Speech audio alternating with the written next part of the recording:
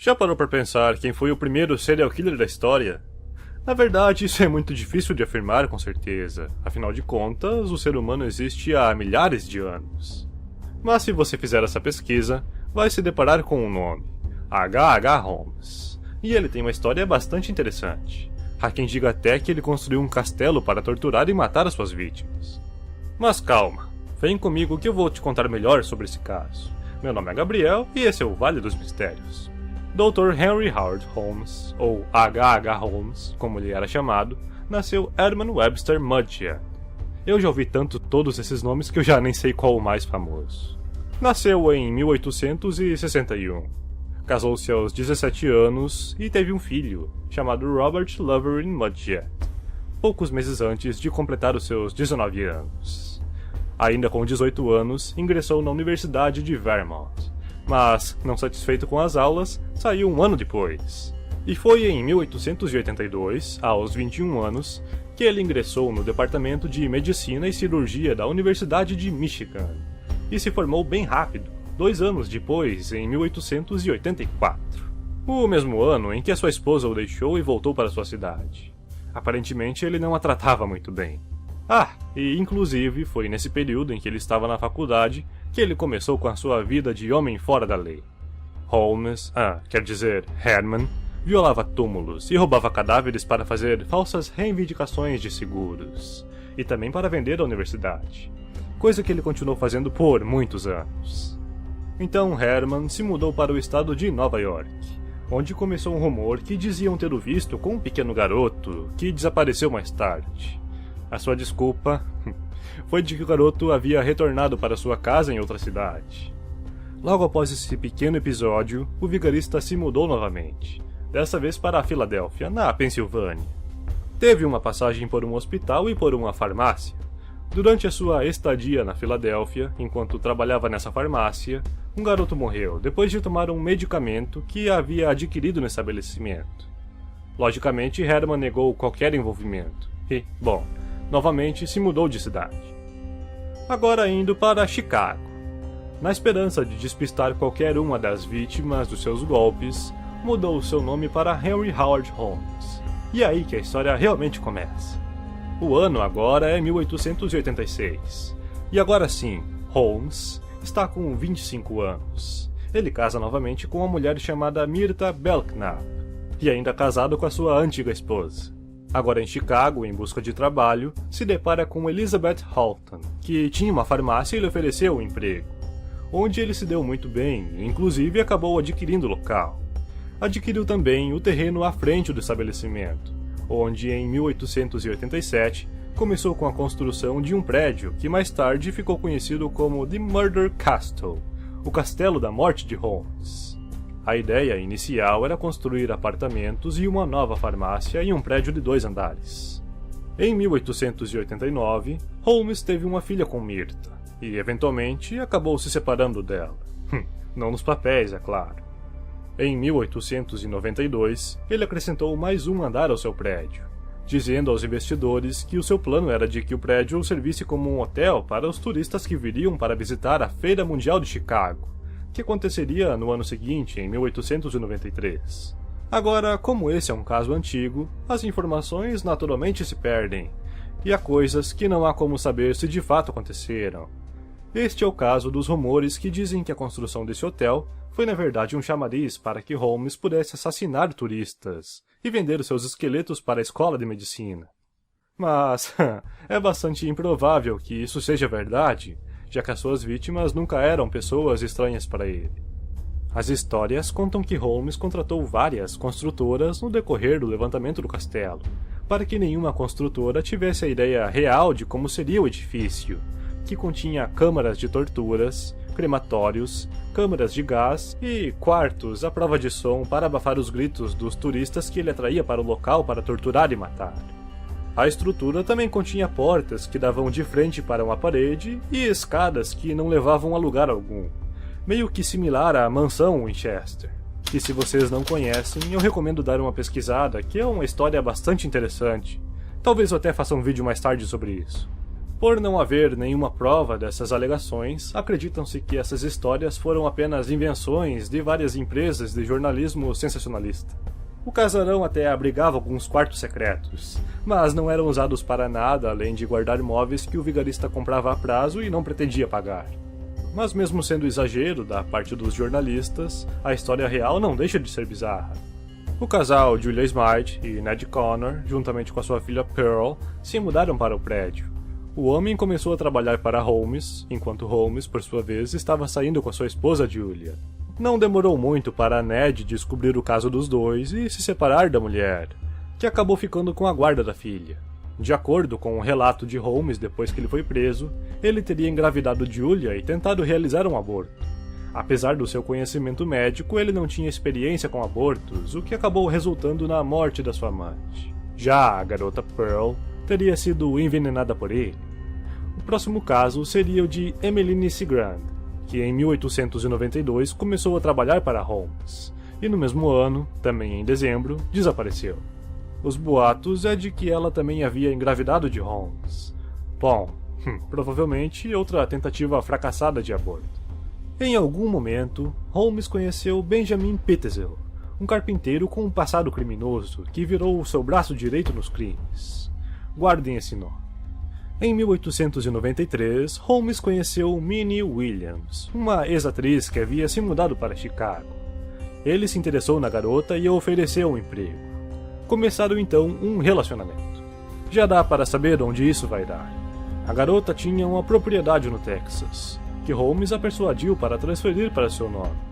Na verdade, para o nome de Alexander Bond, que era um pseudônimo usado pelo vigarista. Um mês depois da transferência, que aconteceu em abril de 1893, Holmes se casou agora pela terceira vez com Minnie, apesar de não haver registros desse casamento. Obviamente, ainda estando casado com as duas ex-companheiras. Claro que nenhuma de suas esposas tinha conhecimento da outra. Mas isso não vem ao caso.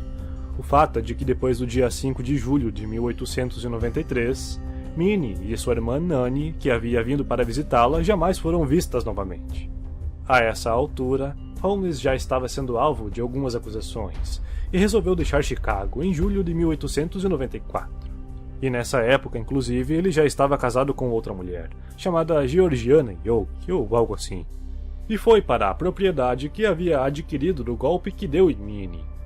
Neste ano, ele foi preso pela primeira vez, acusado de vender bens hipotecados, mas saiu pouco tempo depois após pagar uma fiança.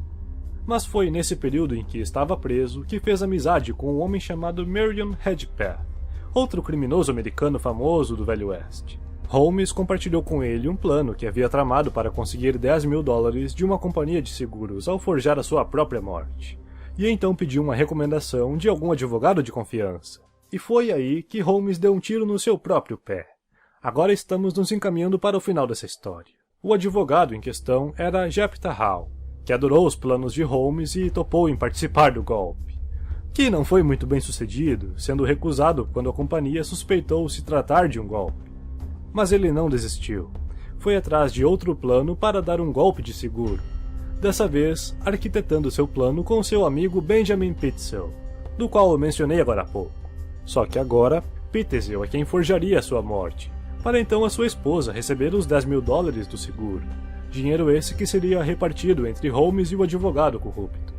O plano era o seguinte: Pitezel fingiria ser um inventor chamado B.F. Perry, que seria morto e desfigurado em uma explosão de laboratório.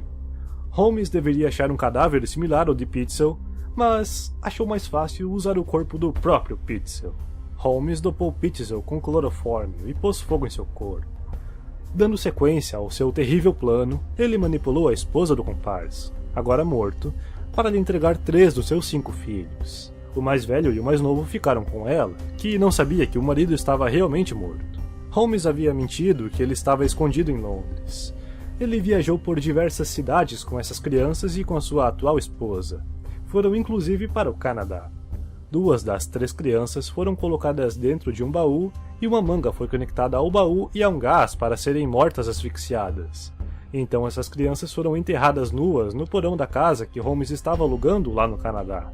Porém, antes desses assassinatos, que a propósito foram seus últimos, Ele havia matado a outra criança na cidade anterior.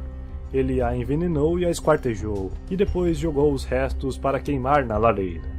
O motivo que levou Holmes a levar essas 3 crianças com ele e depois as assassinar provavelmente permanecerá um mistério para sempre. Seja como for, os detetives encontraram os restos mortais das crianças que foram asfixiadas, enterrados a 1 metro de profundidade. Os restos mortais do garoto morto envenenado, como ossos e dentes, também foram encontrados em outra casa. Em 17 de novembro de 1894, Holmes foi finalmente preso em Boston, após ser perseguido pela Agência Nacional de Detetives de Pinkerton, que era muito famosa na época. Vocês conseguem adivinhar quem foi o responsável pela sua perseguição? Acertou quem disse Marion Hedgepath, o homem que ele havia conhecido na prisão e dado o nome de um advogado para ele. Talvez ele tenha o entregue por não ter recebido a sua parte no golpe que Holmes havia prometido. Marion foi perdoado após ajudar a capturar Holmes. Anos mais tarde ele foi preso novamente por roubo, mas isso é outra história. Inicialmente, Holmes alegou ser apenas um fraudador de seguros, mas eventualmente alegou ter matado 27 pessoas. Jornais inclusive lhe pagaram $7.500 para prestar a sua confissão. E teve várias versões malucas diferenciadas, o que acabou atrapalhando os detetives nas investigações. Várias pessoas que ele alegou ter matado ainda estavam vivas, então o número de mortes reais podem variar, talvez para mais, talvez para menos. Diversos desaparecimentos de pessoas entre 1891 e 1895 foram atribuídos a Holmes. Há quem diga até que esse número de vítimas pode variar de 20 a 200. Mas essas são as mesmas pessoas que acreditam que o seu prédio era um palácio da morte. Holmes foi condenado à forca pela morte de Pitezel em 1895 e foi morto em 7 de maio de 1896. Um detalhe macabro é de que o seu pescoço não quebrou na hora do enforcamento, e o homem morreu asfixiado após 20 minutos em que estava pendurado. Ele foi então enterrado e encoberto por cimento, pois não queria que ninguém violasse o seu túmulo, pois era o que ele costumava fazer com os das outras pessoas. Já o seu prédio pegou fogo misteriosamente em agosto de 1895, o ano seguinte em que Holmes foi preso. 2 pessoas foram avistadas entrando no prédio entre as 8 e 9 horas da noite e saindo aparentemente fugindo meia hora depois. Latas de gases quase vazias foram encontradas nos fundos da construção. O que sobrou foi reconstruído e ficou de pé até 1938, e depois foi demolido para ser construído uma agência de correios. Apesar de todas essas alegações sobre o castelo serem invenções, há algumas coisas um tanto quanto bizarras. Um jornal de Chicago noticiou a morte de um antigo zelador daquele prédio, que se suicidou e deixou um bilhete escrito: "Eu não consigo dormir". De acordo com os parentes do homem, ele estava sofrendo de alucinações e sendo assombrado por alguns meses. Vai saber. Em 2017, após alegações de que Holmes teria escapado da forca, o seu corpo foi exumado para exames. E um detalhe bem bizarro é de que o seu corpo não estava completamente decomposto por conta do cimento em volta do caixão. As suas roupas estavam quase perfeitas, e o seu bigode com a mesma aparência de 120 anos atrás. Enfim, as investigações comprovaram que aquele corpo era o verdadeiro e então o enterraram novamente. Bom, espero que tenham gostado desse vídeo e até a próxima.